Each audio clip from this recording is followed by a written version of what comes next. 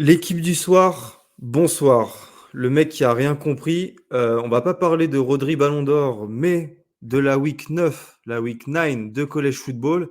Et aujourd'hui, pour m'accompagner, je vais vous présenter les membres de l'équipe ce soir. Nous sommes quatre pour une fois. Ça va être la première fois de la saison que cela arrive. Je vous présente d'abord Kevin, le coach, Raymond Domenech. Salut Kevin. Numéro 1. Voilà, c'est ce que j'ai à dire. Et par contre, non, je vais Raymond t'envoyer ça. Domenech, non, ça marche pas? Bah Ouais, attends, ouais, voilà, ouais. C'est je quand vais même pas essayer avec, Dominique. avec Elio maintenant. Elio, Nabil Djelit. Salut Elio. Bonsoir à tous. Très bon match ce week-end de Kyle McCord. Vous avez vu, il a fait beaucoup de kilomètres sur le terrain. Comme quoi, voilà. Et Ryan, visite, faut que je trouve un consultant nul de l'équipe, Grégory Schneider. Salut Ryan. Oh là là, je vais te trouver, je vais t'enculer, ça va comme ça? Non, parce que les deux autres, ils laissent passer des manques de respect là, c'est trop, frère. Toi, t'as traité Raymond Non, Domenech, Nabil Djelit et moi Schneider. Non, Moi, mais j'aime gros, bien Greg Schneider. Vous êtes dur avec Greg. vas-y, toi, Zarma, je fais genre, je suis un Sarkozy au rabais, genre, je suis Sarkozy de Waze. Vas-y, arrache-toi Waouh. de là, gros. Je Ah, il devrais me écrit barrer pour avec l'épisode, Libération carrément. pourtant. Bref, vous avez compris, l'équipe est chaude ce soir pour cette week 9 du College Football qui nous a pas offert d'upset. C'est peut-être le défaut qu'on peut lui trouver, mais elle a été, on va dire, intéressante. On a pu en tirer quelques enseignements. Et je vous propose de commencer dès maintenant avec le plus gros match de cette semaine. C'était le déplacement des Tigers de LSU, alors classés 8e à People, chez leurs rivaux de Texas A&M, les Aggies, classés 14e. Et Ryan, ce sont les Aggies qui sont sortis vainqueurs de cette rencontre, euh, alors qu'ils ont changé de quarterback en cours de partie. Ouais, ils reviennent de très loin, hein. Déjà, je pense que il y a deux, trois petites choses à dire sur ce match. C'est en fait selon de quel point de vue vous l'avez vu. En fait, vous avez soit vu un très bon match, soit un très mauvais. Je pense que si vous l'avez regardé d'un point de vue extérieur en étant fan d'aucune des deux équipes, vous avez vu un match qui était quand même extrêmement sympa à voir. Il y a eu beaucoup de touchdowns, il y a eu des retournements de situation. C'était un vrai match chaud, une vraie grosse rivalité dans une ambiance de feu.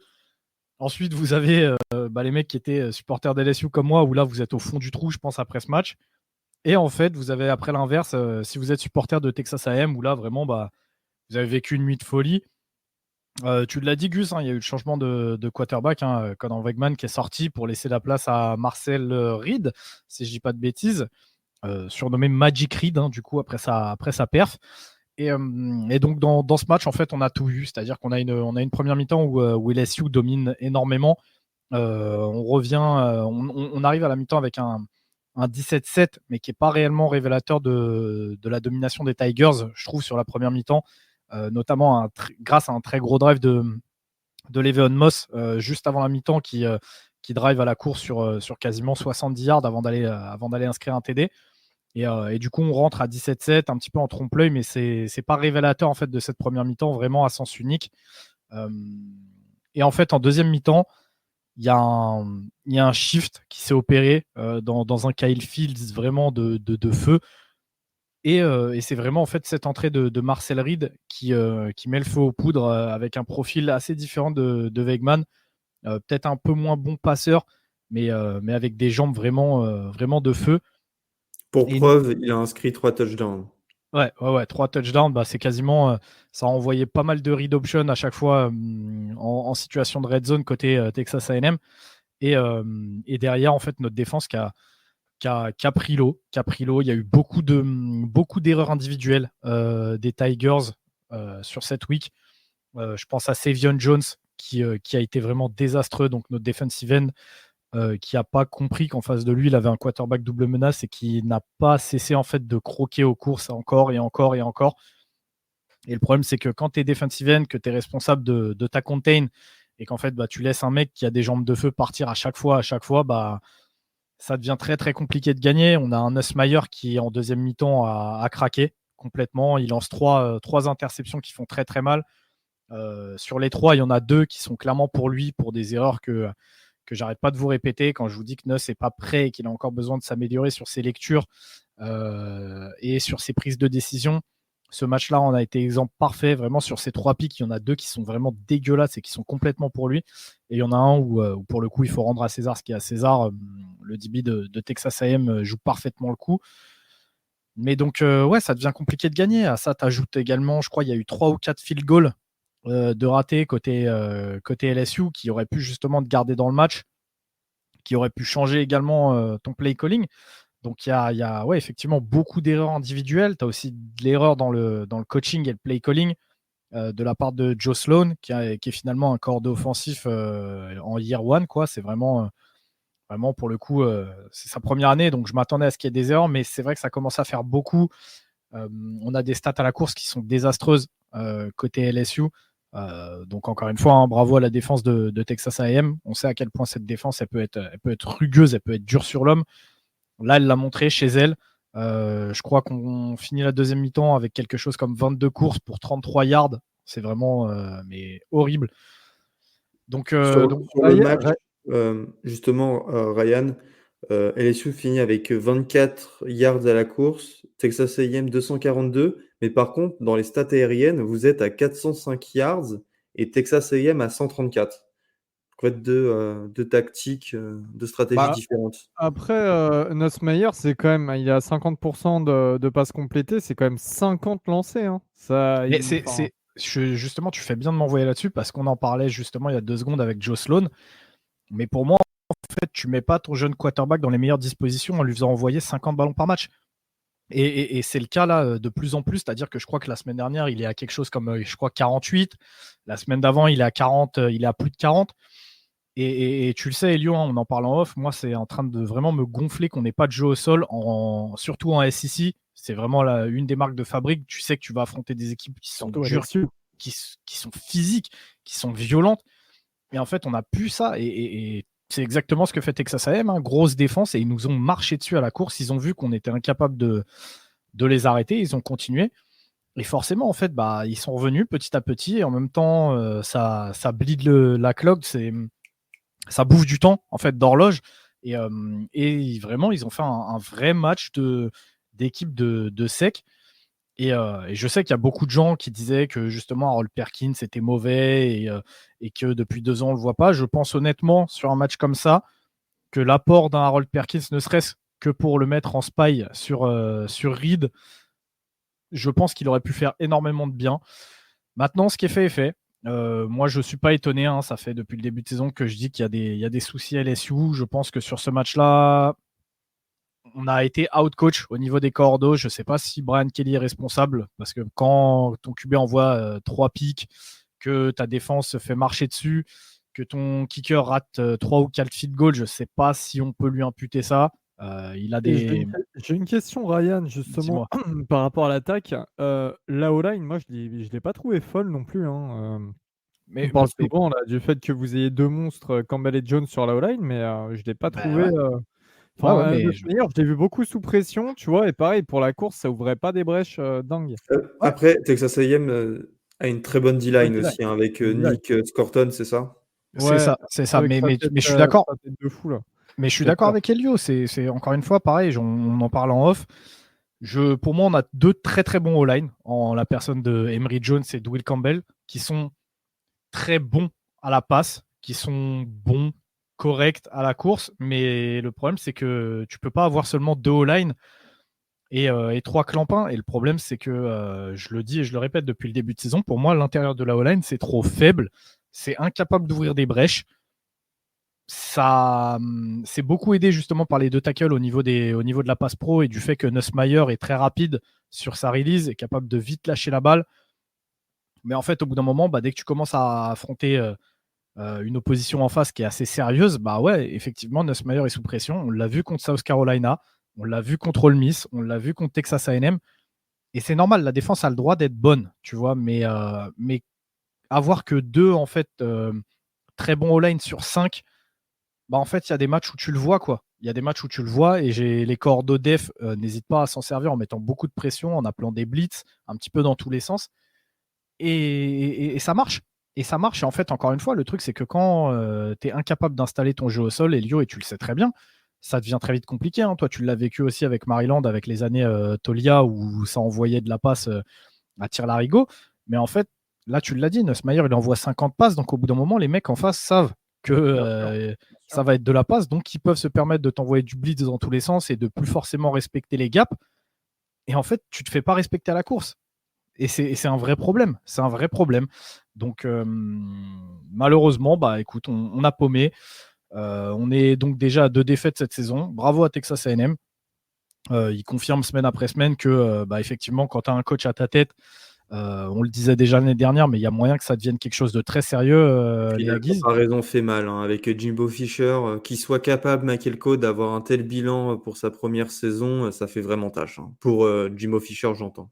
Bien sûr, mais en même temps, j'ai envie de vous dire, est-ce que quelqu'un ici est étonné? Je suis pas sûr du tout.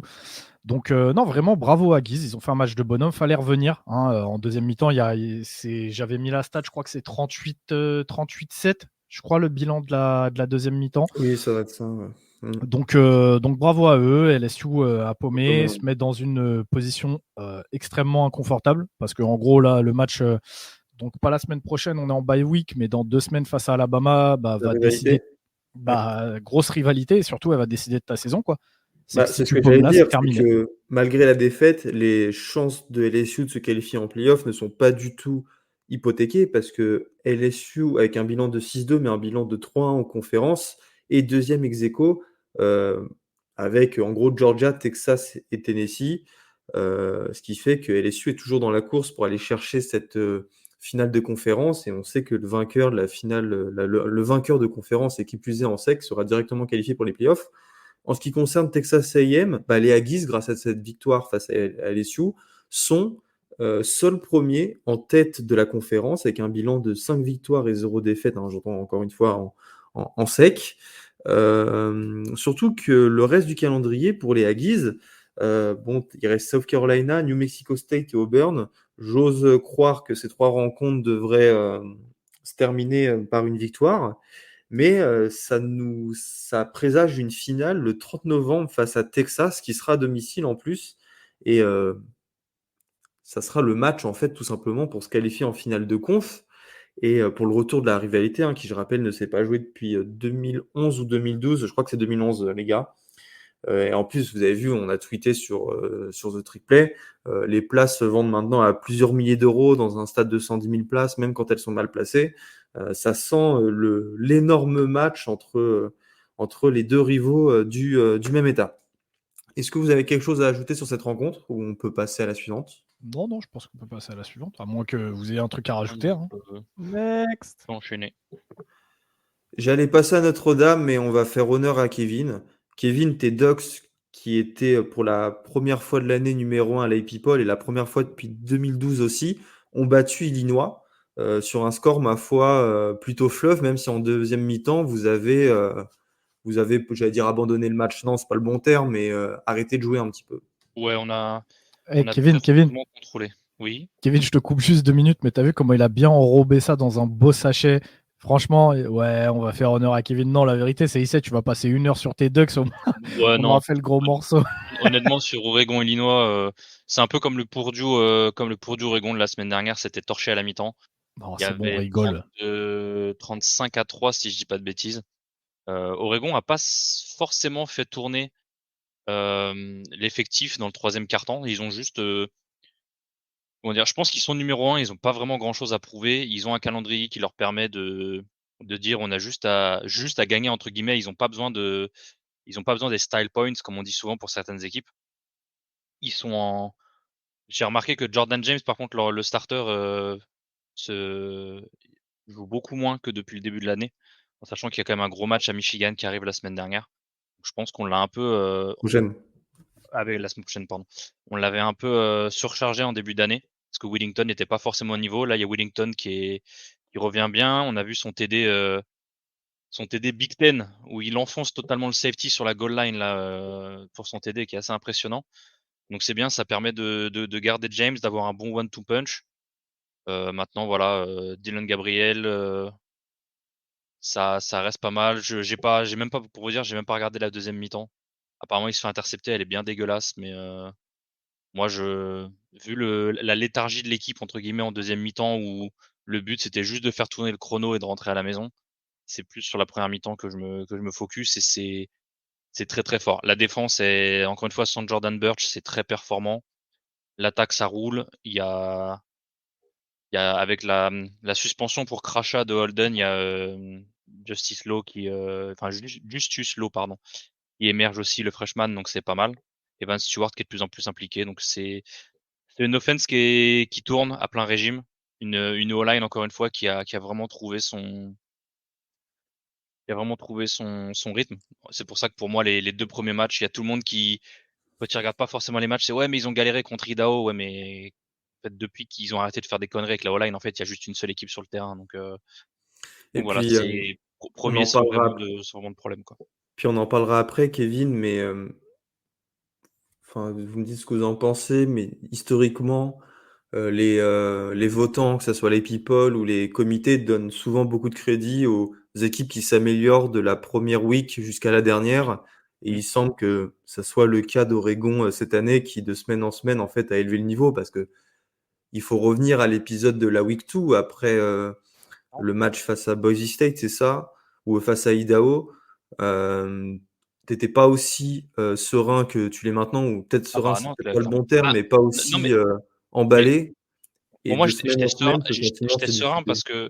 parce que je pense qu'on a tous identifié le problème. On savait que Dan Lanning était en train de chercher sa O-line avec la blessure de Bedford.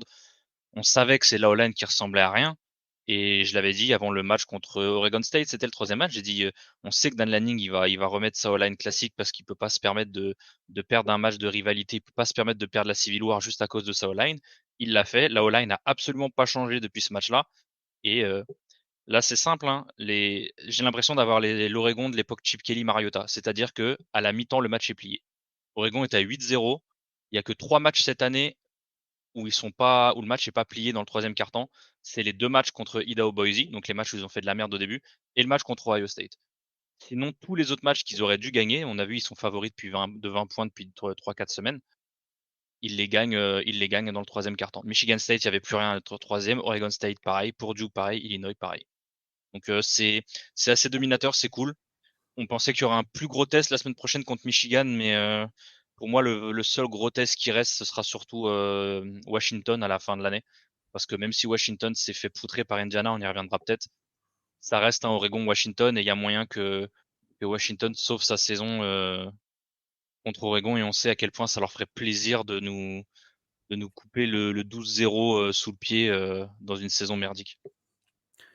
Et autre événement de cette rencontre, c'est les statistiques de Dion Gabriel, qui est devenu d'abord, qui a dépassé Timmy Cheng, l'ancien quarterback d'Hawaï, en devenant le 2e joueur le plus prolifique en nombre de yards lancés de l'histoire. Seul Case Keenum est devant lui, hein, je crois qu'il a plus de 18 000 yards lancés. Et il a aussi passé Kellen Moore, l'ancien quarterback de Boise State, qui est aujourd'hui coordinateur offensif pour les Chargers, c'est ça? Ou Dallas? Il était à Dallas, je crois qu'il est chez les Chargers maintenant. Pour les Chargers, avec 143 TD lancés. Voilà, devant lui, il lui reste plus que Case Keenum, qui avait lancé 155 touchdowns. Et Kevin, tu penses qu'il peut rattraper Case Keenum en nombre de yards lancés? Il devrait être sur une moyenne d'à plus de 300 yards par match, c'est ça? C'est ça, je crois que j'avais répondu au Oui, tweet tu de as fait le TTP, calcul. j'avais mis la stat exactement, je m'étais tapé le petit calcul. On considère qu'il reste 4 matchs de saison. Vu comme c'est parti, potentiellement une Big 12 Championship Game. Aussi au moins un match de playoff, donc ça fait 6 matchs. Effectivement, on serait sur une moyenne nécessaire de 330 yards par match, en sachant qu'il est à 293, si je dis pas de bêtises, depuis le début de l'année. Et pour que cette moyenne permette de descendre, il faudrait faire un autre match de playoff. Donc il faudrait gagner le premier et aller un peu plus loin en playoff, qui permettrait de diminuer cet average. Je pense qu'il a plus de chances de battre le record de touchdown que le record de passing yard. Surtout quand on voit, parce que si Oregon continue de jouer full course dans le 3e quart-temps, c'est pas comme ça que ça va avancer. Et aussi, il devrait battre le record de Bonix du nombre de matchs startés en carrière avant la fin de saison.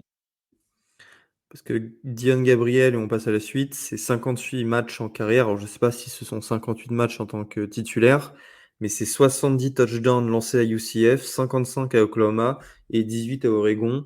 Ça place le bonhomme. Et juste petit rectificatif, Kellen Moore est le corps offensif des Eagles, messieurs. Oh la honte. Il était à LA l'année dernière, du coup, c'est ça? Ouais, il me semble que c'est ça. Il fait Cowboys, Chargers, et là, cette année, en tout Ok. cas, il est aux Eagles. Bien vu, bien vu. J'allais aussi partir sur Notre-Dame encore une fois, mais vous allez me permettre de faire une petite entorse parce que nous sommes 3 ce soir à parler de nos équipes parce que ça marche plutôt bien, faut le dire, LSU, Oregon et Notre-Dame. Mais moi, je pense à Elio, dont on n'a pas parlé de Maryland cette année, du moins quand tu n'étais pas là. Et en fait, Maryland, vous aviez bien commencé, mais ces derniers matchs, c'est un petit peu plus compliqué. Bon, vous avez battu USC la semaine dernière, mais là, vous avez subi une défaite assez lourde face à Minnesota. Elio, comment tu expliques ce manque de régularité? Parce que vous avez quand même des belles victoires, quoi. Tu bats quand même USC. Quoi qu'on en dise, c'est les Trojans. Vous battez Virginia, Virginia fait une bonne saison, mais en même temps, vous perdez face à Michigan State et face à Northwestern. En plus, face à Northwestern, c'était de 27 points. Comment toi, tu expliquerais voilà, ce manque de régularité? On est sur un creux en termes de cycle, on va dire ça comme ça. On sort de plusieurs années avec Tolia qui était le quarterback titulaire. On a pas mal de jeunes joueurs qui sont sur le terrain et qui sont en phase de développement progression. Il y a eu du bon, il y a eu des belles surprises, hein. On a Ty Felton qui est quand même un des meilleurs receveurs de l'année en NCAA, même si on en parle moins. Encore Euh, 34 yards face à Minnesota, là. ouais, tout à fait. Et puis en tout, cette saison, il est à presque milliard bientôt. Voilà, on n'a pas encore ce quarterback titulaire à 300%. On a un Billy Edwards qui, un coup sur deux, est bon. Un autre match, c'est complètement mauvais. Là, il a été remplacé par MJ Morris, l'ancien quarterback 4 étoiles de NC State, qui nous a rejoint pendant la off-season, qui a lui lancé 2 touchdowns. Donc, c'est un petit peu compliqué de se positionner sur le poste le plus important de l'équipe. Et puis, voilà, tu as plein de jeunes joueurs qui sont en plein développement. Et vu que ces jeunes joueurs, en général, bah, c'est pas des anciens 4 ou 5 étoiles, c'est plus des 3 étoiles avec un petit plafond, bah, c'est compliqué. Voilà, c'est compliqué. On a eu cette belle victoire face à USC qui permet aussi d'avoir 4 victoires cette saison et de se rapprocher d'un bowl. Je pense qu'on va l'accrocher, le bowl d'ailleurs. Mais voilà, tu es dans le creux de la vague, quoi, tout simplement. Euh, on est premier, une grosse classe de recrutement. Je crois qu'on est dans le top 25 actuellement. Pour l'instant, il n'y a pas eu de décommit encore. On verra si ça arrive, mais voilà, il nous reste. On va donner de la chair à Kevin la semaine prochaine, à Kevin et Robin, parce qu'on se déplace à Oregon dans 2 semaines plutôt. Là, on a une bonne bye week. Puis ensuite, sur le Rutgers, Iowa, Penn State, faudra au moins 2 victoires. Donc à voir. Mais t'es obligé de passer par des saisons comme ça. Et puis encore une fois, on a un programme qui pourra pas trop grandir en Big Ten, on va pas se mentir. Je ne vois pas aller au sol non plus, mais c'est pas une saison ultra intéressante en étant fan de Maryland, pour être tout à fait honnête. En face, le quarterback des Golden Gophers, hein, dans la victoire 48-23, j'avais pas mentionné le score, a sorti son meilleur match en carrière avec 26 passes complétées sur 33 pour 320 yards et 4 touchdowns. Passons à mes Fighting Irish. Notre-Dame qui a battu Navy, hein, pour la rivalité, cette rivalité amicale. Ça fait maintenant des années que je vous le dis, sur le score de Tu t'es régalé, 51. hein. Pardon? Tu t'es régalé, mon cochon, hein. Ah oui, bah, j'allais dire que j'étais un petit peu stressé, mais je l'étais pas tant parce que stressé, évidemment, ça reste toujours de la triple option. Et puis Navy était sur une belle dynamique, mais quand tu regardais leur calendrier, c'était difficile de se faire une vraie idée en fait de leur niveau, quoi. Et c'est pour ça que j'étais relativement confiant. Maintenant, est-ce que je m'attendais à ce qu'on gagne avec autant d'écart? Non, pas du tout, parce qu'on a gagné sur le score de 51-14. Nous étions classés 12e à l'AP Poll et Navy était 24e. Euh, non, ça a été une victoire. C'était à New York le match? Pardon? Ouais, c'était au MetLife Stadium, ouais. Ah, c'est dommage. Moi, j'aime bien Navy, leur stade. Enfin, je l'ai vu il y a quelques semaines, le stade de Navy. Bon, il n'est pas grand, hein. On dirait un Ouais. grand stade lycéen, version stade lycéen du Texas, si tu vois ce que je veux dire. Mais voilà, toujours, encore une fois, Pourquoi New York? Quel est le rapport entre Notre-Dame qui est dans l'Indiana et Navy qui est dans le Maryland? Je sais pas. Alors, si je peux me permettre, moi aussi, hein, je suis complètement d'accord avec toi, je préférais que ça se joue à Navy, mais historiquement, en fait, les matchs entre les deux se jouent souvent sur un terrain neutre, surtout quand c'est Navy qui accueille, parce qu'en général, ce sont deux rencontres, parce que déjà, il y a Notre-Dame et la fanbase assez nationale, et Navy, parce qu'il y a ce côté militaire, ça réunit toujours beaucoup de monde, et en fait, le stade de Navy est souvent pas assez grand, donc en général, ça se joue à Baltimore, à New York, ou je ne sais où. C'est ce qui justifie que ces matchs se jouent voilà, dans des stades NFL en général. Voilà, c'est la raison. C'est ce qui explique pourquoi ça ne joue pas dans le stade des Midshipmen. Et ce que je voulais dire, c'est qu'en fait, cette victoire est née de la bataille des turnovers. Navy n'avait pas commis un seul turnover depuis le 31 août. C'était lors de la victoire face à une FCS Bucknell. Et bah, ce samedi, face à Notre-Dame, Navy a commis 6 turnovers. Je ne sais même pas le nombre de fumbles sur ces 6 turnovers, mais je pense qu'on est à 4, 4 voire 5, parce qu'il y a aussi eu une interception.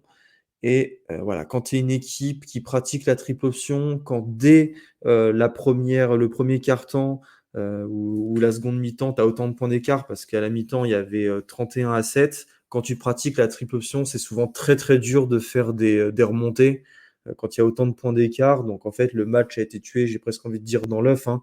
Navy, sur leurs 2 premières drives, 2 fumbles.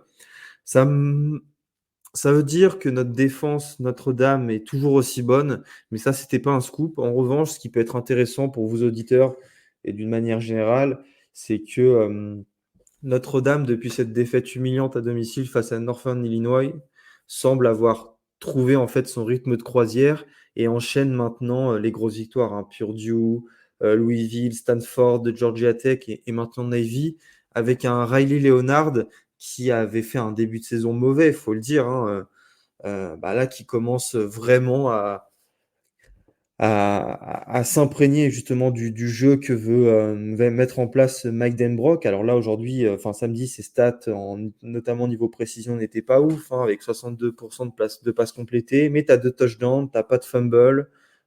Il a couru pour 83 yards et un touchdown.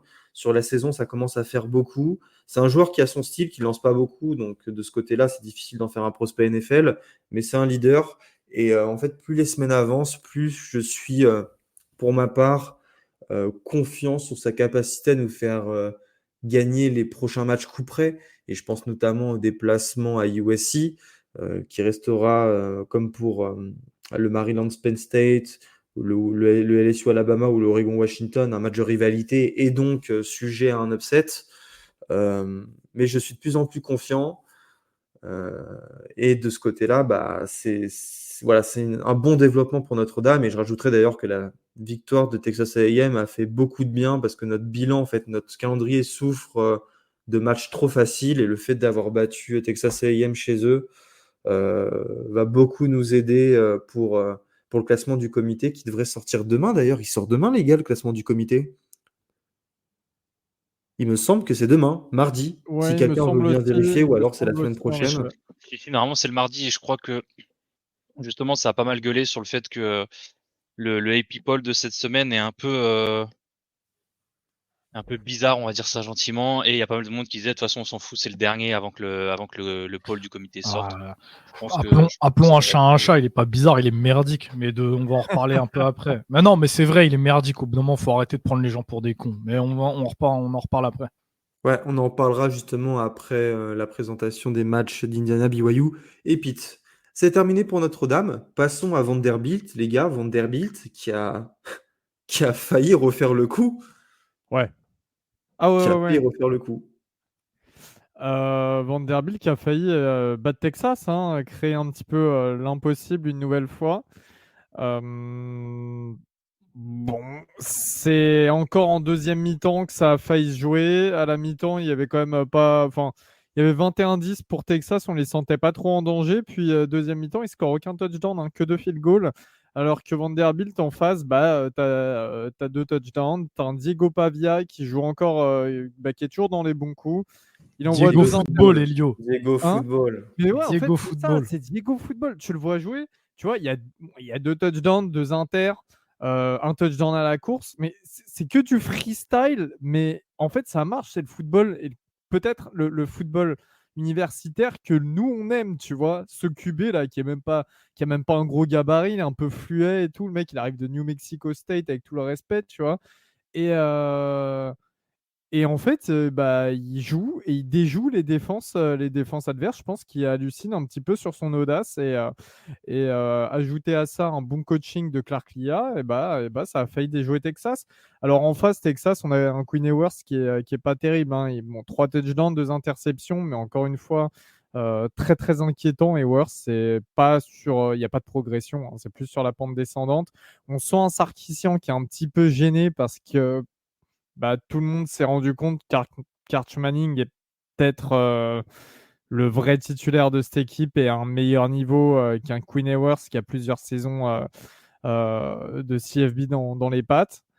Donc tu sens une sorte de malaise du côté de Texas. Je sens que c'est un truc qui va perdurer jusqu'à la fin de la saison. Et en face, tu as Vanderbilt. En fait, c'est cool pour les Commodores parce que depuis qu'ils ont réussi leur coup face à Alabama, les mecs, ils n'ont plus rien à perdre. Ils ont battu Kentucky.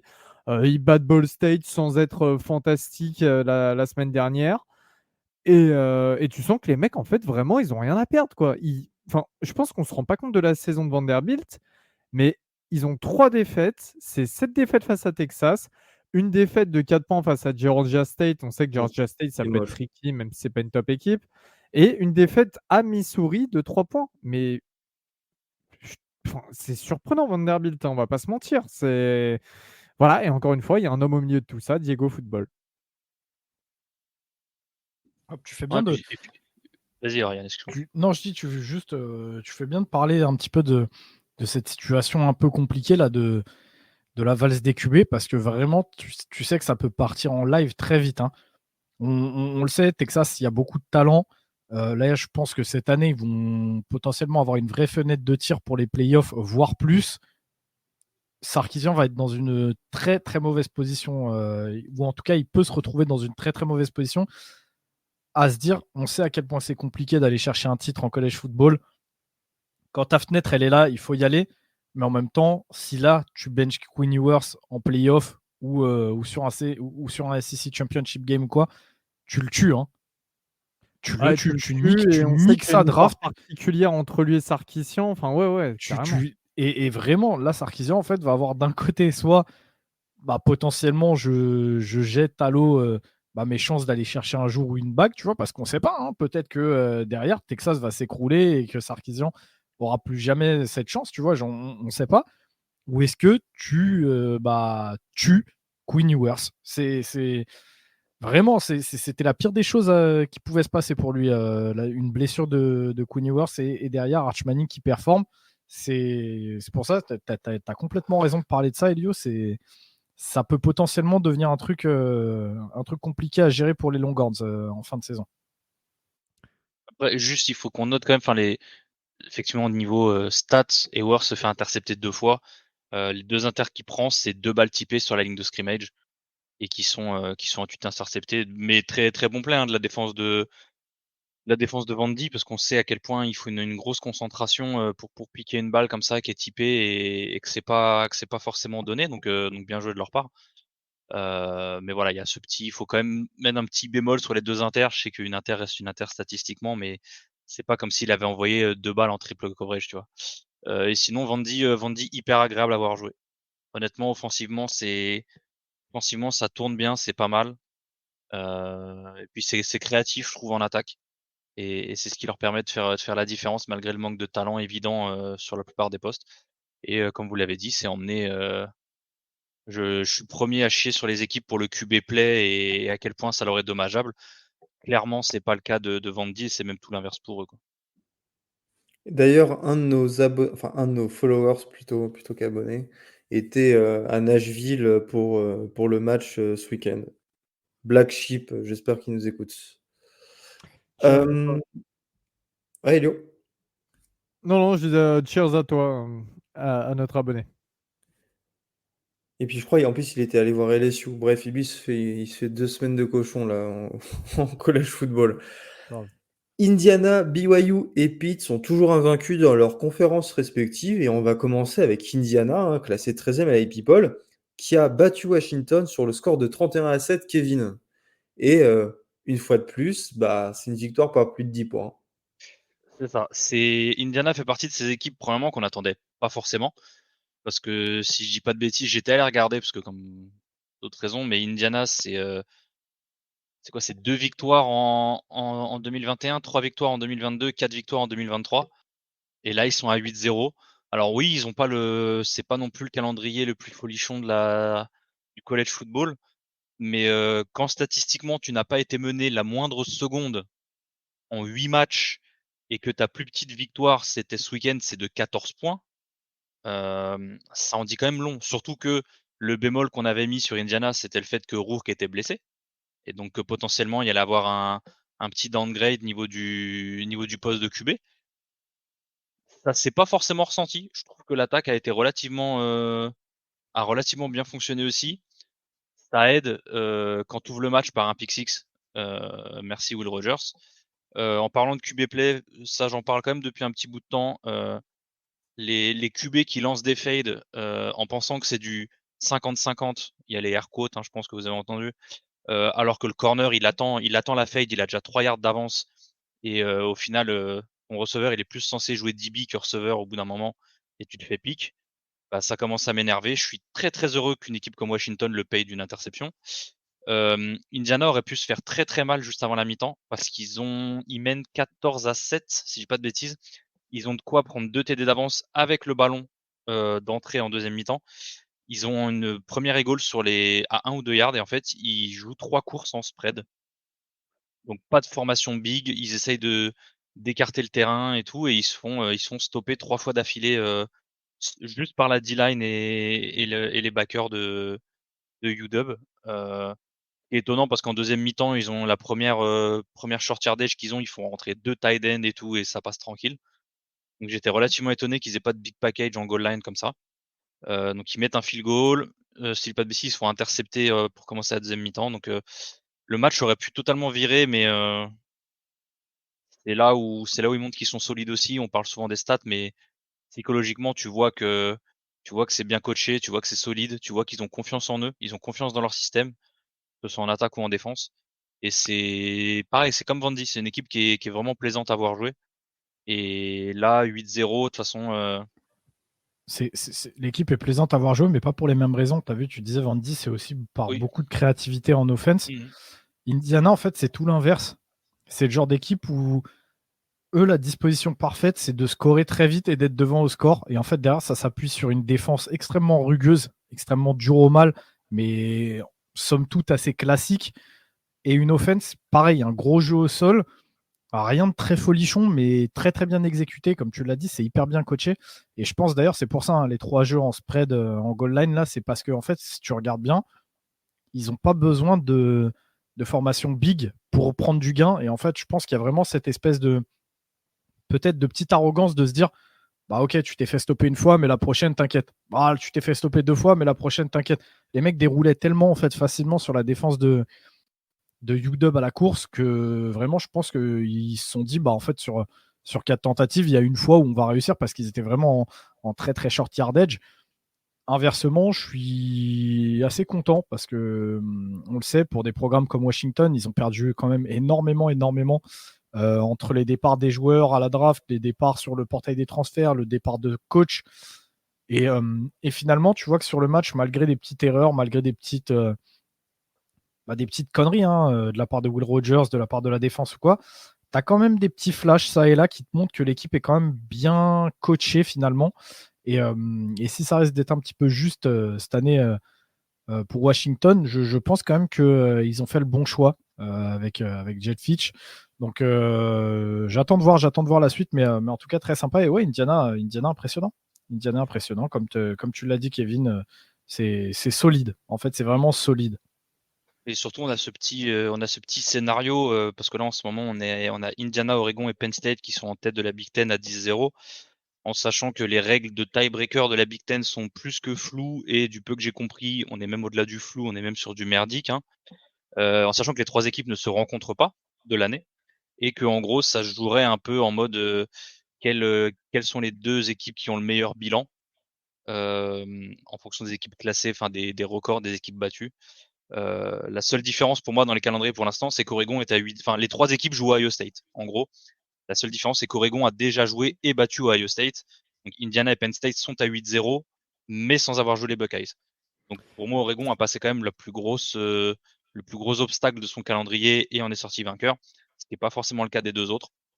Donc on fera les comptes dans un mois maintenant, enfin, dans 5 semaines du coup. Mais ouais, il y a une course qui est assez intéressante en Big Ten. C'est avec des équipes en tête enfin, je pense qu'Oregon c'est un peu différent. Penn State aussi parce qu'ils ont l'habitude, mais Indiana qui est là alors que personne ne les attendait. Comme j'ai dit, ils sortent de 3 années un peu abyssales avec, si je fais le compte rapide, avec 9 victoires en 3 ans. Donc honnêtement, on en parlait la dernière fois, c'est hyper cool de voir ce genre de programme réussir de la sorte comme ça et qui ressort de l'ombre, c'est grave cool. Avec un Néanmoins, coach charismatique qui change un petit peu des précédents, Kurt Signetti. ouais, et puis il a été très fort dans le fait de faire cliquer immédiatement cette équipe avec tous les transferts. Par exemple, les 2 meilleurs running backs, Ryan en parlait, ils ont un très très gros jeu à la course. Les 2 meilleurs running backs, je crois qu'ils cumulent presque 16-17 touchdowns à eux deux. Ces 2 transferts, Justice Ellison qui vient de Wake Forest, qui a une grosse expérience. L'autre, c'en est un ancien de GMU, donc qui était avec Signetti.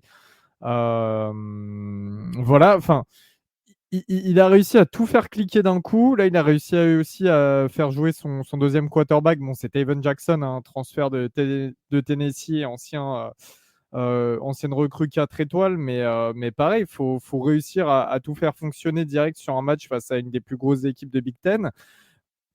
Enfin, faut insister sur le fait que toutes les victoires là cette année d'Indiana, c'est 42 points mis à UCLA, c'est 42 points mis à Maryland, c'est 41 points mis à Northwestern, c'est 56 points mis à Nebraska. C'est juste énorme. Et là, il reste Michigan State, Michigan à la maison, déplacement à Ohio State et réception de Purdue. Tu peux au moins gagner 2 des matchs avec Michigan State et Purdue. Tu peux éventuellement battre Michigan chez toi. Ohio State, j'y crois pas trop. Mais voilà, enfin, tu peux éventuellement terminer sur une saison à 10-2, 11-1 pour une première année dans un programme qui était un des pires, mais un des pires de la conférence et voire du Power 5 quand c'était encore le Oui, Power 5. bah, d'un point de vue statistique, c'est le programme le moins victorieux du Power 5 ou du Ouais, Power bah 4. voilà. Bah voilà. Bah, Après, tu vois, c'est juste incroyable. Elio, tu dis tu crois pas une seule seconde à Ohio State. Attention, hein. T'as Attention. raison, parce qu'on va en parler juste après. Parce que Ryan Day, c'est un choker de première. Et je te dis, en fait, Indiana, c'est une équipe, si elle passe devant en premier sur un truc, bah, t'as vu là, par exemple, un pick six, une connerie, un fumble return, hein, n'importe quoi, si elle passe devant au score, attention, ça va bouffer la cloque de zinzin. Et la défense, même s'il n'y a pas énormément de talent sur le terrain et que je pense qu'à terme, Ohio State a plus de talent, tu as ce petit facteur Ryan Day. À tout moment, il peut déjouer tout seul comme un con, et ça s'est déjà vu. Mais moi, je te dis, Indiana, alors, encore une fois, oui, ça va clairement être des underdogs. Hein, tu vas pas les placer en favori contre Ohio State. Mais attention, attention. C'est tout ce que je dis, attention. Après, Je ça sera pense, toujours le sempiternel débat. Ryan Day gagne tous les matchs qu'il faut gagner, mais dès que bah, ça devient plus compliqué, il les perd. et c'est ça. Et je pense que encore une fois, dans le calbar, au niveau Coronès, moi, ma pièce, elle part plus sur le coach d'Indiana que pour Ryan Day. Je pense. Il y a une autre équipe aussi qui a au final une saison assez similaire à celle d'Indiana, mais c'est dans une autre conférence, c'est Pitt.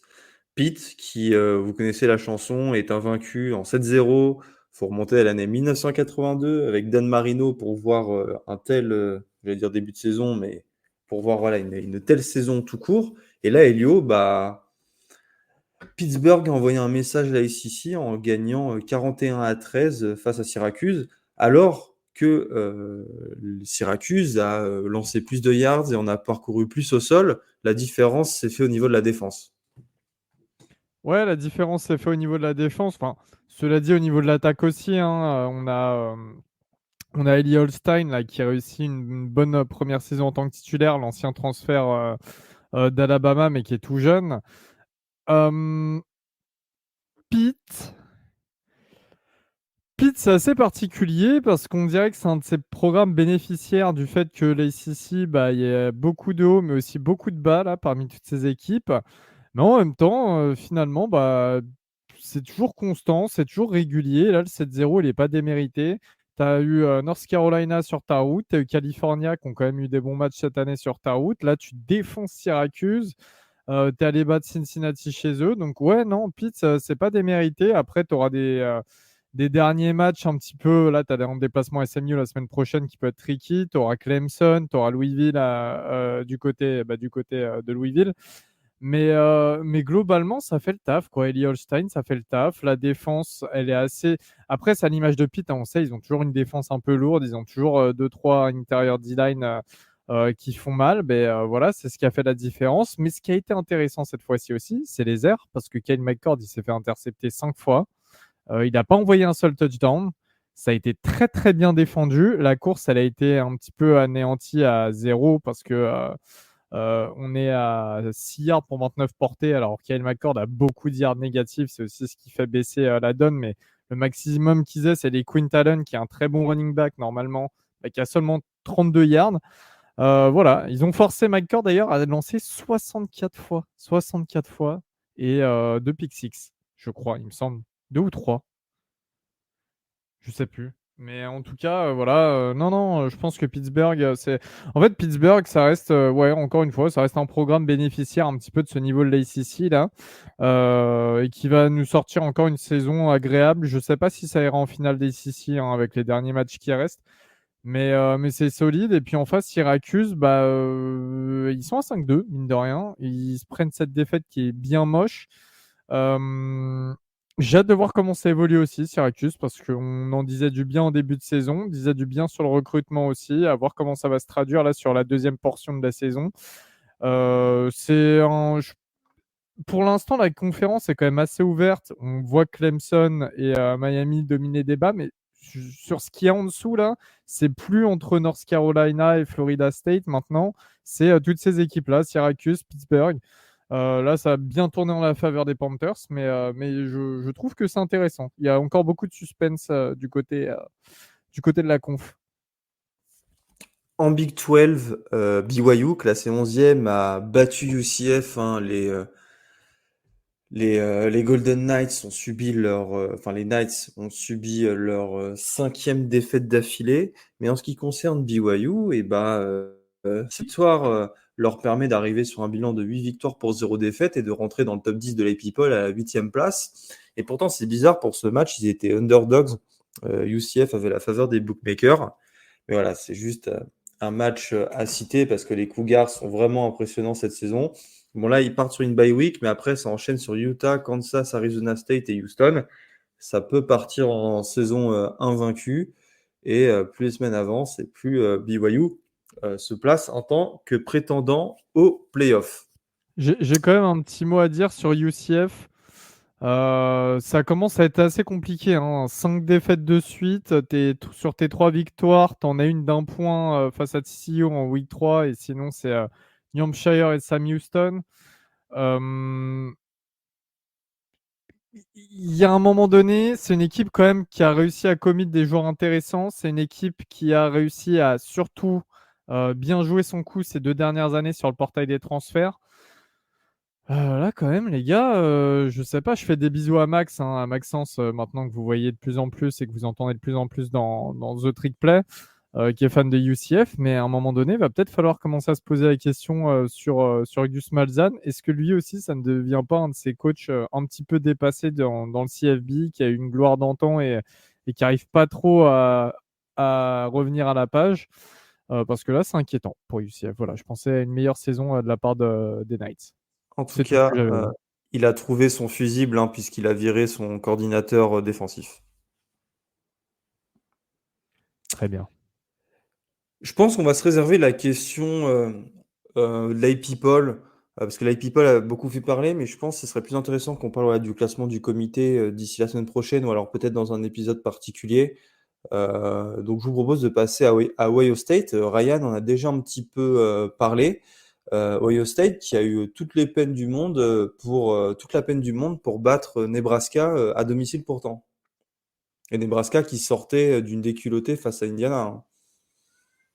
Ouais, mais j'ai envie de te dire, Nebraska, moi, je suis sur la lignée de ce que je dis sur Nebraska depuis le début de saison. C'est-à-dire que c'est une équipe qui travaille bien. Là encore, on est sur une équipe qui est bien coachée et surtout qui progresse en fait de semaine en semaine et qui est portée par un QB qui a en fait, j'ai l'impression, tout ce qu'il faut pour réussir dans le futur à être l'une des stars du college football. Et encore une fois, c'est un match où finalement, Dylan Raiola fait pas un match extraordinaire quand on regarde les stats, mais à plusieurs moments dans le match, il flash. Il flash complètement. Et tout à l'heure, c'est Elio qui parlait de Diego Pavia à Vandy, qui était capable un petit peu d'improviser des jeux et tout.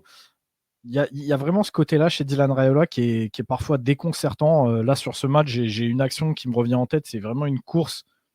Pareil, j'aime pas les comparer, hein, mais c'est une course à la Mahomes où en fait le mec est sneaky fast, sneaky athlétique. Tu le vois démarrer, tu as l'impression qu'il est assez lent. Et en fait, le mec s'échappe et va te chercher, je crois, une 40aine de yards à la course. Et c'était vraiment symptomatique du match. On avait un Matt Rhule qui, dans ses interviews, le mec est serein. Il panique pas, il est pas énervé, il kiffait le moment. On a une défense de Nebraska, pareil, qui est extrêmement physique, qui cogne. Et en fait, finalement, ce qui a fait la diff, c'est encore une fois ce qu'on dit depuis le début de saison par rapport à Nebraska. Par rapport à Ohio State, il y a un manque de talent. En fait, manifeste sur le terrain, ils n'ont pas encore ces playmakers d'un niveau, entre guillemets, élite en college football. Et c'est ce qui leur a manqué sur le match. Encore une fois, moi, je ne suis pas transcendé par Will Howard à la tête d'Ohio State. Il a failli coûter très, très cher sur le match aux Buckeyes. C'est vraiment le point faible cette année. Mais c'était un match hyper intéressant. Ohio State s'est fait très très peur malgré tout le talent qu'il y a sur le terrain. Donc non, vraiment, moi, c'était un match très plaisant à suivre. J'ai vraiment adoré. Je continue de le dire, je suis fan de Raiola, je suis fan de ce qu'est en train de construire Nebraska. J'espère qu'ils vont continuer à réussir à recruter du talent. J'espère que sur le portail des transferts, ils vont réussir à récupérer une bonne pièce sur le portail des transferts, vraiment un bon playmaker, quelqu'un qui est capable vraiment de dynamiter le jeu à côté de Raiola ou en défense, mais c'est solide, c'est bien coaché, ça me fait tellement plaisir en fait de voir Nebraska à ce niveau-là que vraiment je vous invite à regarder les matchs quand vous le pouvez, parce que même quand il y a des défaites, en fait, il y a des signes d'encouragement, et ne serait-ce que pour Raiola qui parfois est capable de vraiment, il est hyper plaisant à voir jouer en fait, tout simplement. Et donc j'attends de voir. Je pensais pas qu'Ohio State serait autant mis en difficulté sur le papier. Donc vraiment à voir. Je suis très enthousiaste pour la suite du programme à Nebraska. Et j'espère par contre que pour les années à venir, Ohio State aura un meilleur QB play, parce que je trouve quand même que Will Howard, c'est très compliqué et qu'il n'aide pas en fait à mettre en valeur cette équipe d'Ohio State. J'ai peur que sur les gros matchs, ça leur fasse vraiment défaut. Donc, à voir. À voir pour la suite. On est sur l'effet Matt Rhule, hein. C'est-à-dire que petit à petit, l'équipe elle passe en bilan positif. Là, tu es à 5-3. Tu vas sûrement avoir ton bowl cette année parce que tu reçois UCLA. Bon, après, tu as USC, Wisconsin, Iowa. Tu peux au moins te sortir avec 2 victoires là-dedans. On est vraiment sur le prototype Matt Rhule quand il est coach de college football, c'est-à-dire de démarrer avec une saison négative, puis pouf, une positive, puis une meilleure, puis une meilleure. Donc non, on l'a vu, tu l'as dit, hein, Ryan, une D-line, enfin la D-line, elle a été monstrueuse pour Nebraska. Ohio State, beaucoup de qualité sur le terrain, beaucoup de gros noms, et je sais pas, moi je les trouve fades cette année en fait. Je trouve pas que c'est du gros Ohio State lourd. Alors oui, Will Howard, c'est pas, c'est moyen, c'est pas, enfin, je vois pas l'upgrade génial par rapport à Mike Cord l'année dernière, mais on disait déjà il y a quelques semaines.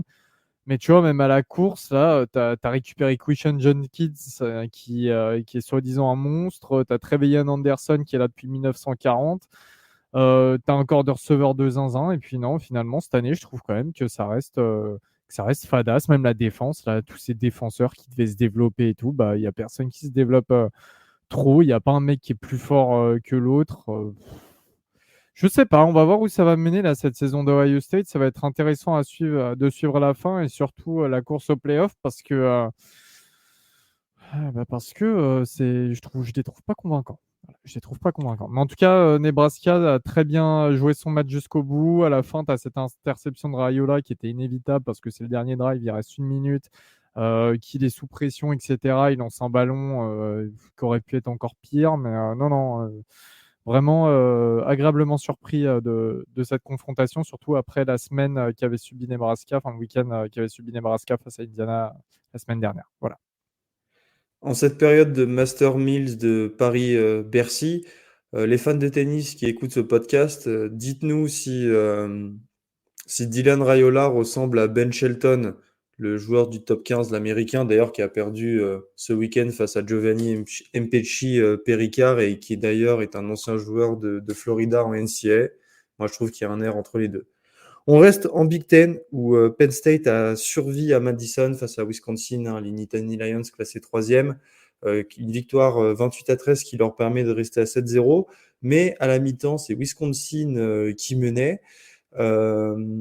Mais fait du match, Drew Allard s'est blessé et d'ailleurs on ne sait toujours pas ce qu'il a au genou, hein. Il semblait que sa blessure se situait au niveau du genou. Heureusement, son remplaçant Beau Pribula, c'est un nom de ouf ça aussi, a très bien joué. Il a fini le match à 11 passes complétées sur 13 avec 98 yards et un touchdown, mais surtout la victoire. Ça sentait le match piège, ça aurait pu l'être avec la blessure de Drew Allard, le quarterback titulaire, mais ça n'a pas été le cas. Voilà, bravo à Penn State. On passe à Miami qui a battu aisément Florida State sur le score de 36-14.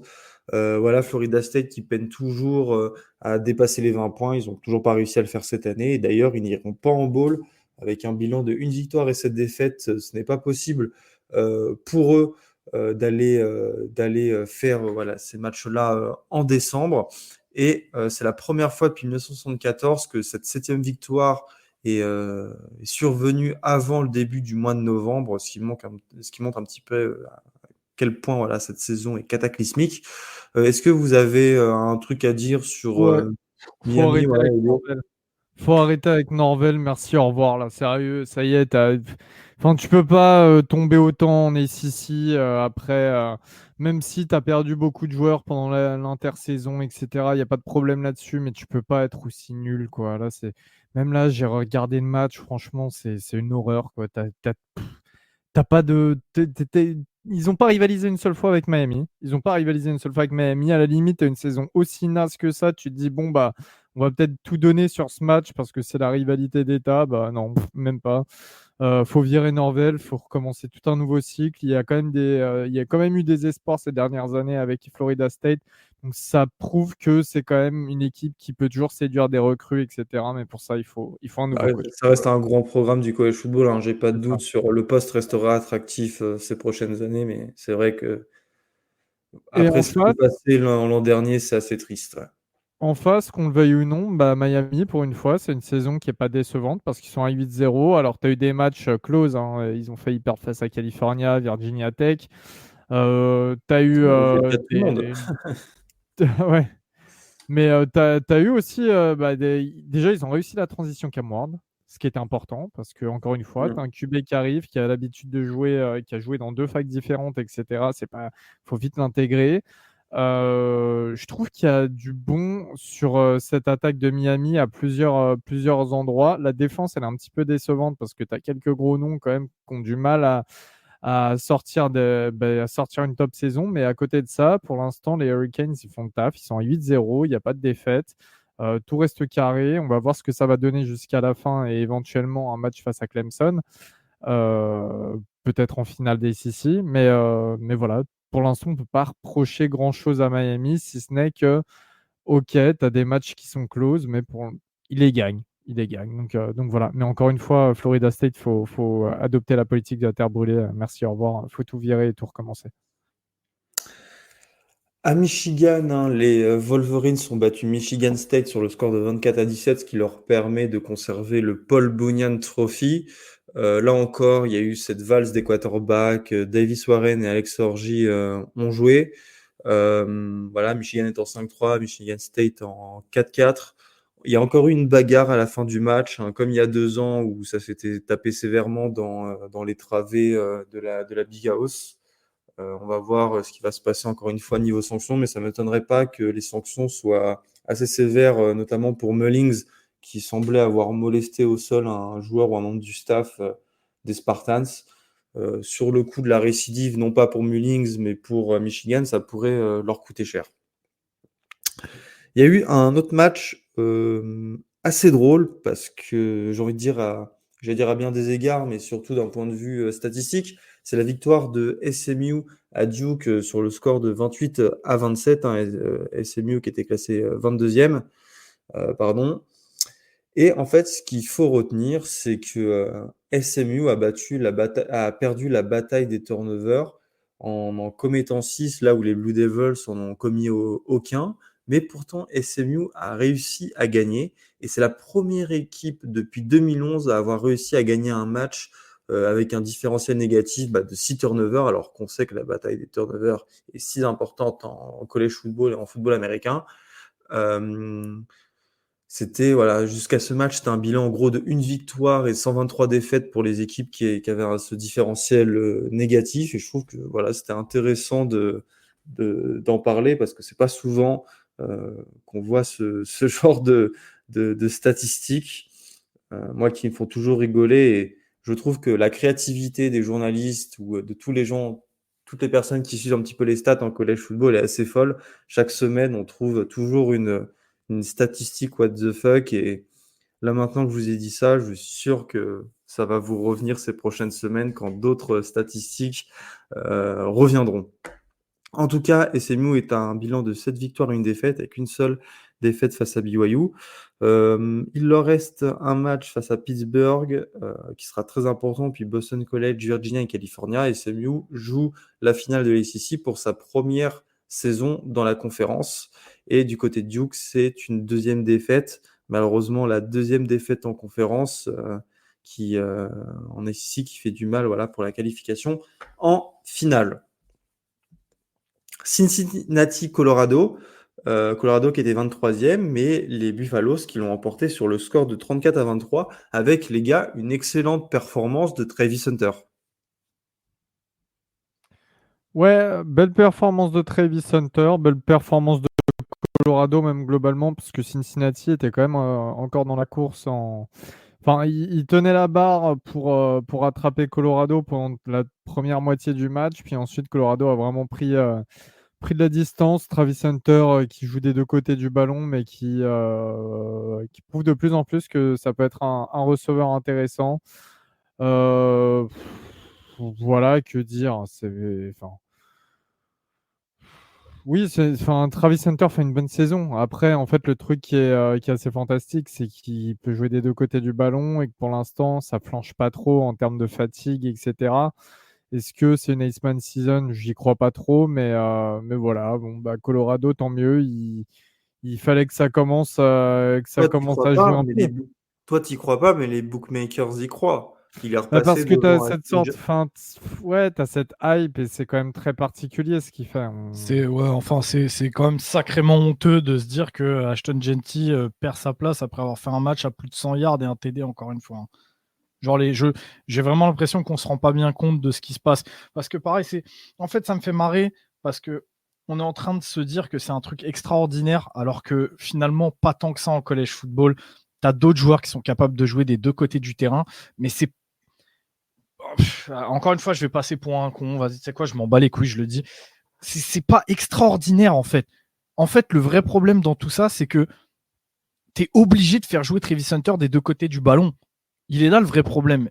C'est-à-dire qu'on parle de Coach Prime comme étant un recruteur élite. Techniquement, si ton effectif il est complet, tu n'as pas besoin de mettre ton joueur star des deux côtés du ballon. Là, j'ai vu la stat passer pendant le match et ça m'a vénère de voir que même les broadcasters en fait télé se branlent littéralement sur le fait que Travis joue 60 snaps en offense, 60 snaps en défense, ça te met un graphique. Sérieux, c'est pas quelque chose à mettre en avant, en fait, parce que tu as d'autres coachs, quand ils voient ça, qui vont vouloir le faire. C'est pas quelque chose à mettre en avant. On l'a dit, on l'a répété, je continuerai de le dire et de le répéter même plus tard cette saison. Tu ne mets pas ton joueur en avant dans les bonnes dispositions en faisant ça. Tu empiètes sur sa capacité à se développer sur les 2 positions. Là, il réussit, d'accord, c'est bien. Mais tu l'as dit, Elio, pour l'instant, ça flanche pas à niveau fatigue. Pour l'instant. C'est-à-dire qu'à tout moment, il se pète comme l'année dernière sur un truc anodin. On va le perdre pour la fin de saison. Et là, à ce moment-là, on va dire ah ouais, non, mais c'est pas bien. Ouais, mais Travis, il est target. Oui, mais ceci, oui, mais cela. Ouais, mais c'est toi qui le mets dans cette configuration-là. C'est J'ai toi qui le mets dans tendance à cette position-là. Ça peut être un petit peu conspirationniste, mais j'ai tendance à croire que le fait qu'il joue en Big 12 joue pas mal aussi là-dessus. Parce que, bon, par exemple, s'il était une conférence très physique, bon, on va prendre la SEC. Allez, prenons la SEC, évidemment. S'il était dans une conférence plus physique, plus intense, je dirais, Avec un peu plus de Golemont, tu veux dire?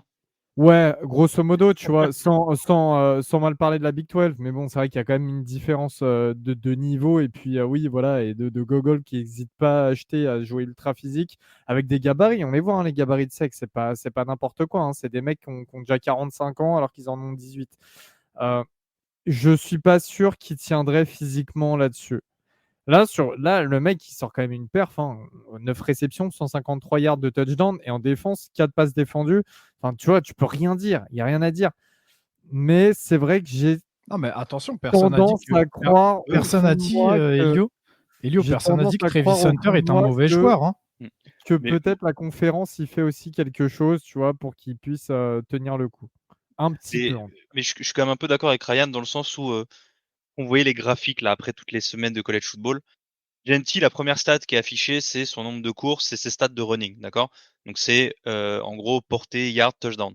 Les premières stats affichées pour Hunter, c'est ses stats de snap en fait. La stat la plus impressionnante de Travis Hunter cette année, c'est son nombre de snaps. Encore une fois, je peux me ranger sur le fait que intrinsèquement Travis Hunter est le meilleur joueur du college football aujourd'hui, potentiellement. Mais au bout d'un moment, il faut que les stats elles rentrent en compte.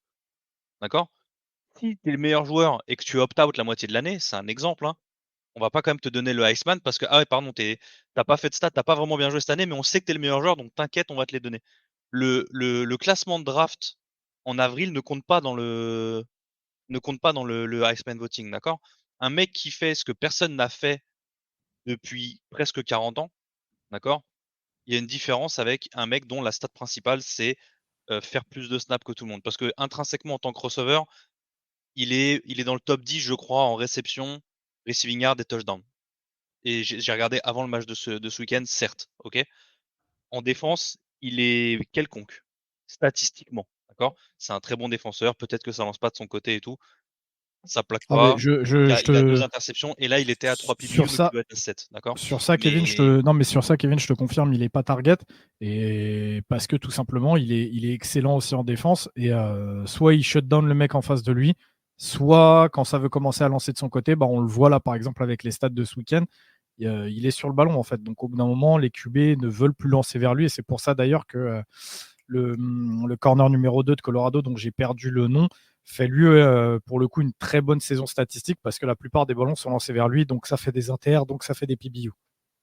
et juste sur l'un de ces 2 TD, enfin après parce que Colorado marque juste avant la mi-temps, ils ont je crois que 65 ou 70 yards à faire, ils doivent avoir quoi, une trentaine de secondes.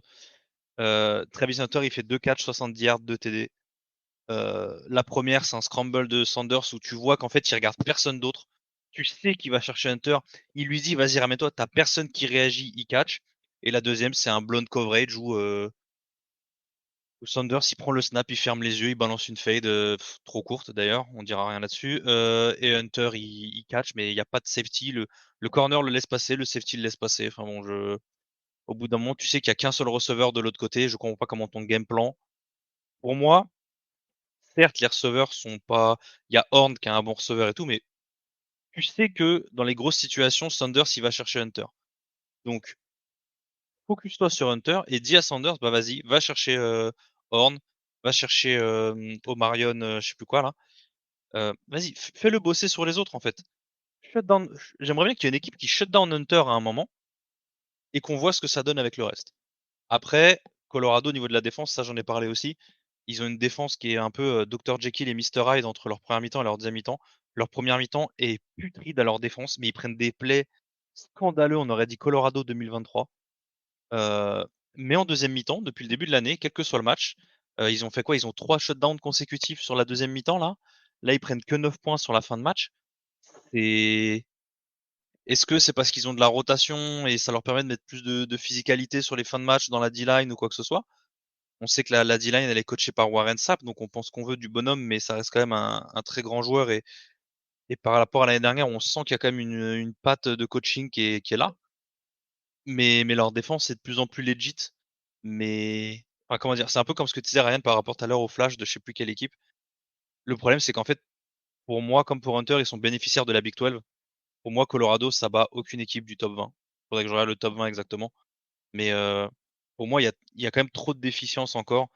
Comme tu l'as dit, ils se portent trop sur Sanders et Hunter. Et en dehors de ça, moi, ça me paraît quand même très light. Donc voilà. Après, Laissons-les gagner la Big 12 déjà, puis oui. voilà. Après, ce que j'ai dit aussi, hein, quand je dis que la Big 12 se cannibalisait, il y a une seule équipe qui arrive plus ou moins à s'en sortir, c'est Colorado. Après, tant mieux pour eux, c'est bénef. Hein. Tu vois, Après, il y Indiana, a, ils s'en sortent dans la Big 10. Il y a d'autres équipes comme ça, quoi. C'est cool. Mais après, pour moi, il y il y a a, encore des déficiences, quoi. il y a Elio aussi qui disait qu'il y a un moment, il y a eu un shift dans le match au niveau de Colorado. Je crois que c'est toi, Elio, qui le disait. La blessure de Dante Corleone, elle y est pour beaucoup. Hein. Ouais. Ouais. Elle y est Ouais, vraiment pour évidemment, énormément. Il y a, il y a ouais, un avant et un après la blessure de évidemment. Dante Corleone, et ça, tu peux pas l'omettre non plus. Maintenant, voilà, c'est un fait de jeu. Mais tout ça pour dire que Travis Hunter, tu vois, Elio, je t'ai coupé un petit peu quand tu parlais tout à l'heure, mais personne ici te dira, en te regardant droit dans les yeux, que Travis Hunter est un mauvais joueur de foot. Bien évidemment, c'est un putain de playmaker, c'est un très bon joueur de foot. Mais moi, j'en démords pas son utilisation où tout le monde se branle et saute au plafond parce que le mec fait double plateau. C'est pas quelque chose de normal, c'est pas quelque chose qui devrait arriver. Et c'est en aucun cas d'ailleurs, quelque chose qui devrait lui permettre de passer devant Genty à la course au Iceman. Et ça, vraiment, vous allez m'entendre parce que les gens se rendent vraiment pas compte de la. J'ai vraiment l'impression que le fan de football lambda ne se rend pas compte de la saison qu'est en train de faire Ashton Genty. Ah non, parce que c'est ce que je disais aussi la dernière fois, c'est que euh, la plupart c'est quoi? C'est le dernier à avoir fait ça, c'était Melvin Gordon. 2014, il est finaliste Iceman avec Mariota. Mais sinon, depuis Gordon, depuis Sanders, personne n'a réussi à faire ça.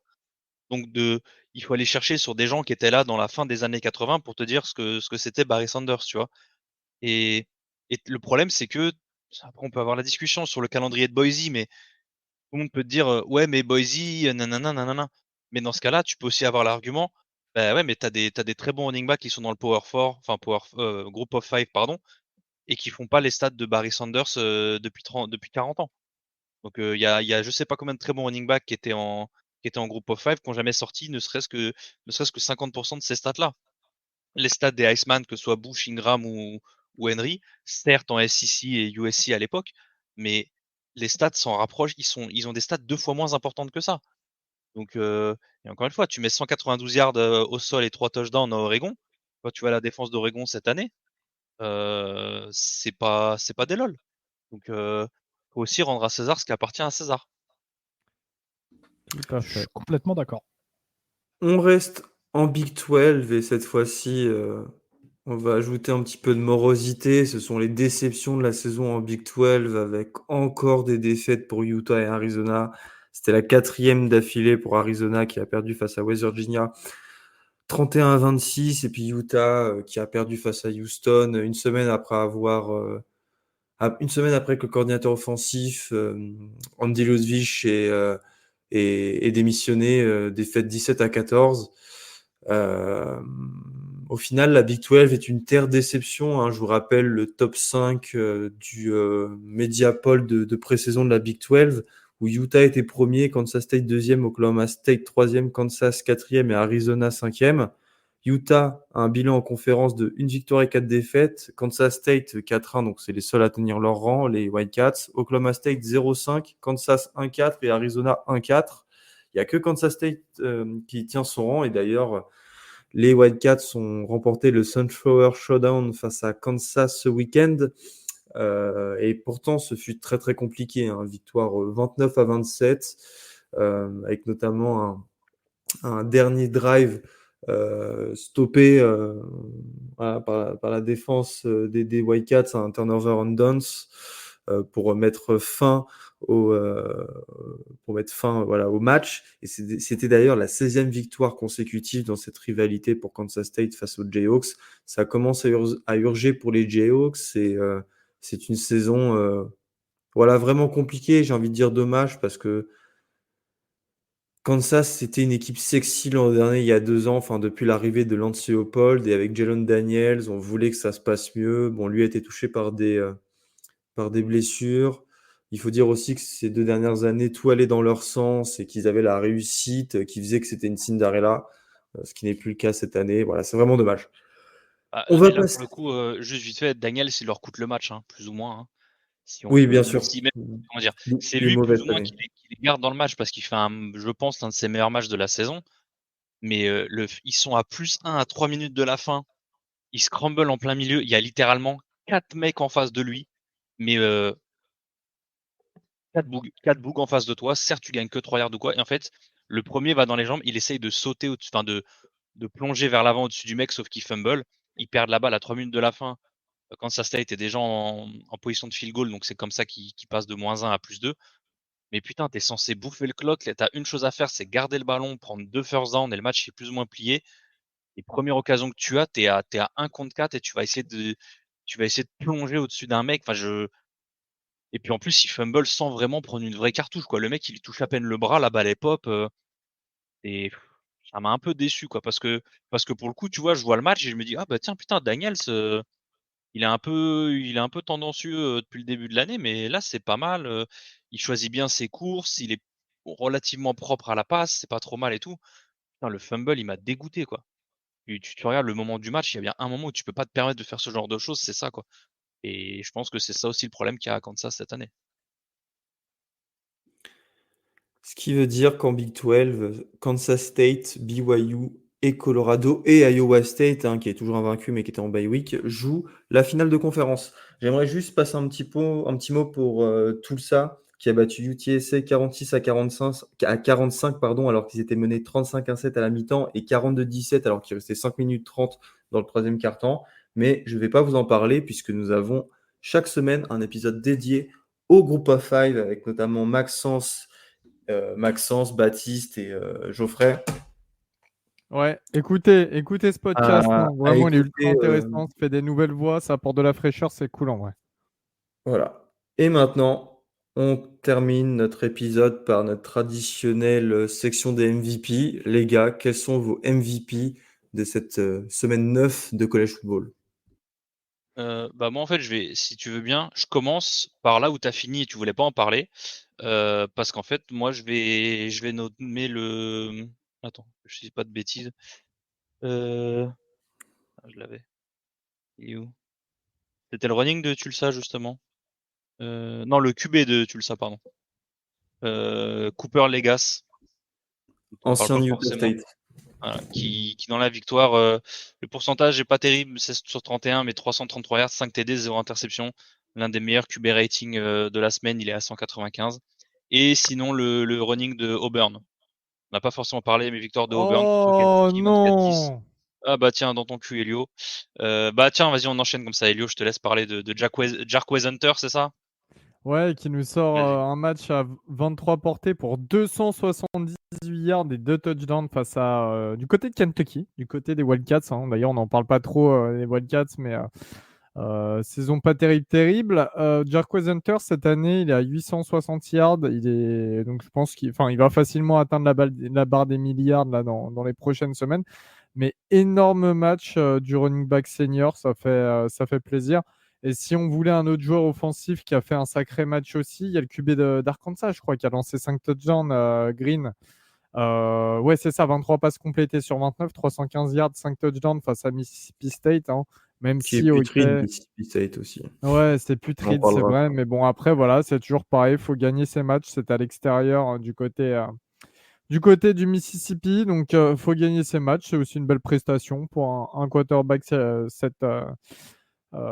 week-end. J'ai pas trouvé qu'offensivement, il y ait eu énormément de top prestations de joueurs Il y a cette quand semaine, même, à part Jarquez Hunter quand même enfin, je parle dans le temps de Power 4 hein, plutôt, à part Jarquez Hunter qui a été excellent. il y a, vas-y, j'allais dire, il y a peut-être un roi Maxime Macmillan qui a fait un bon match aussi dans la défaite contre West Virginia. Mais c'est vrai qu'il y a ça que cette semaine, j'étais un peu déçu au niveau des perfs individuels, on va dire, en tout cas. Oui, c'est ça. Ryan. c'est ça. Ryan, il est plus là. Ah merde. Bah, Ouais. du coup, je prends sa place. Vas-y, toi, Et Gus. moi, c'est Marcel Reed qui prend la place de Connor Wegman. Et il met 3 touchdowns dans un match très très important avec une pression assez ouf. Oui, Hein. Jouer dans oui. cette ambiance, tout ça, c'est pas facile. Donc pour moi, ça sera Marcel Reed. Même si ses performances ne sont pas exceptionnelles, je pense que c'est voilà, le contexte fait qu'il mériterait d'avoir ce titre de MVP. Merci à vous deux, à vous trois, Ryan qui n'est pas là, mais on va parler en son nom, d'avoir été là ce soir. On se donne rendez-vous dès jeudi ou vendredi pour l'épisode recap du Group of Five et vendredi ou samedi pour l'épisode recap de la dernière semaine de l'Ivy League et la preview de celle qui sera à venir. Évidemment, il y aura aussi 1-2-6 le samedi de 17h ou de 16h à 17h vu qu'on a changé d'heure, c'est bien ça. Ouais, ce sera ça. Ouais. De 16h à 17h. Donc voilà, vous avez encore 3 autres rendez-vous sur The Trick Play.